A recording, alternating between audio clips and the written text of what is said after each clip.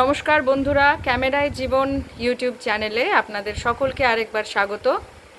আজকে আমার মা তার খুব কাছের এক বান্ধবী সুস্মিতা কাকিমাকে নিজের হাতে কিছু অনেক দিন বাদে, কাকিমা এখানে ছিলেন না বেশ কিছুদিন, তো এখানে আসার পর কাকিমার জন্য আজকে দুপুরে একটু খাওয়া দাওয়ার ব্যবস্থা করেছেন।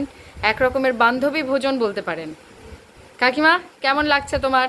দারুণ ভাল লাগছে। আমার বান্ধবী সেবিকা আমাকে নিমন্ত্রণ করে খাওয়াচ্ছে।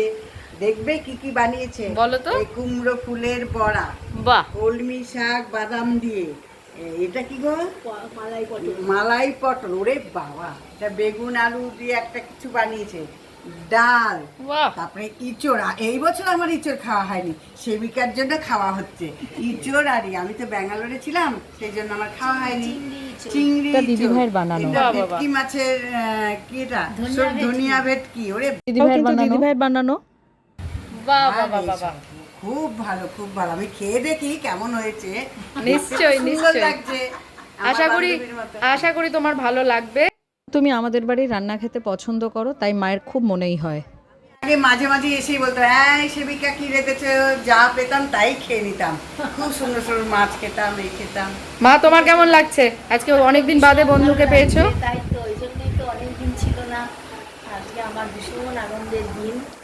কার না ভালো লাগে বান্ধবী বা বন্ধুকে বলে। তাই তো, এই তো কাকিমা কেমন দারুণ হয়েছে, দারুণ। দারুণ। চলো তুমি বাকি রান্না তাহলে এনজয় করো, আমরা আবার ফিরবো বন্ধুরা অন্য আরেকটি ভিডিও নিয়ে। ভালো থাকবেন, টাটা। Bye bye.